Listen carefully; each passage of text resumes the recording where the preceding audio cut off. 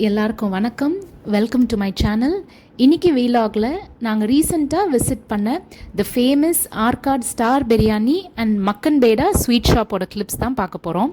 Channel first time பார்க்குறீங்கன்னா மறக்காத subscribe பண்ணி சப்போர்ட் பண்ணுங்கள்.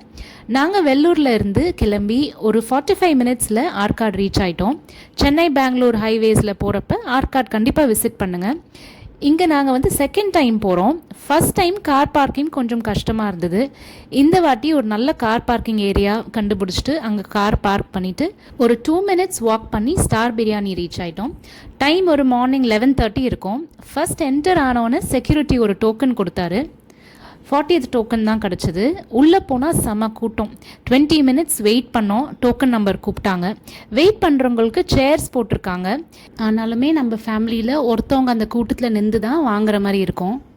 இது அவங்களோட price list. Mutton biryani, chicken biryani, kushka, எக்ஸ்லாம் இருந்தது. 1 o'clock மேலே தான் சிக்கன் பிரியாணி அவைலபிள்னு சொல்லிட்டாங்க. ஸோ நாங்கள் மட்டன் பிரியாணி அண்ட் குஷ்கா வாங்கினோம். பேக்கிங்லாம் செம்ம ஃபாஸ்ட்டாக பண்ணிகிட்டு இருந்தாங்க. ஒரு வழியாக பார்சல் கைக்கு வந்துருச்சு. ஆர்காட் வெறும் ஸ்டார் பிரியாணியோடு நிறுத்த முடியல. ஆர்காட் போயிட்டு மக்கன் பேடா வாங்கலைன்னா எப்படி? மக்கன் பேடா அந்த காலத்து நவாப்களோட ஃபேவரட் ஸ்வீட்டுன்னு சொல்கிறாங்க. ஜாமுன் உள்ள நட்ஸு, சீட்ஸ்லாம் போட்டு நல்ல சுகர் சிரப்பில் ஊற வச்சு கொடுப்பாங்க. செம்ம டேஸ்ட்டாக இருக்கும். லாஸ்ட் டைம் கண்ணன் ஸ்வீட்ஸில் மக்கன் பேடா ட்ரை பண்ணோம். டேஸ்ட் ஓகேவாக தான் இருந்தது. பட் ரொம்ப சாட்டிஸ்ஃபைடாக இல்லாதனால இந்த வாட்டி நிறைய பேர் ரெக்கமெண்ட் பண்ணாங்க the Arcot new sweet stall visit பண்ணுங்கன்னு.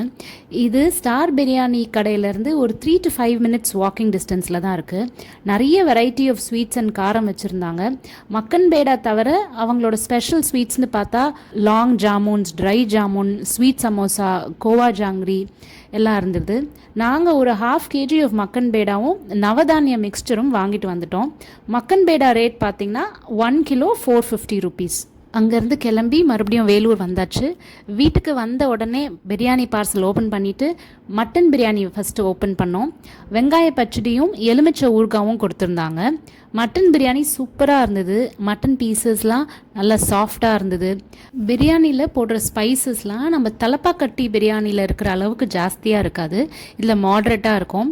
ஆனால் ரொம்ப டேஸ்ட்டாக இருந்தது. ஸோ தொக்கா வேறு கொடுத்துருந்தாங்க. நல்லா இருந்தது. அண்ட் மட்டன் பிரியாணி சாப்பிட்டுட்டு என்ஜாய் பண்ணிவிட்டு ஸ்வீட் பக்கம் தாவிட்டோம்.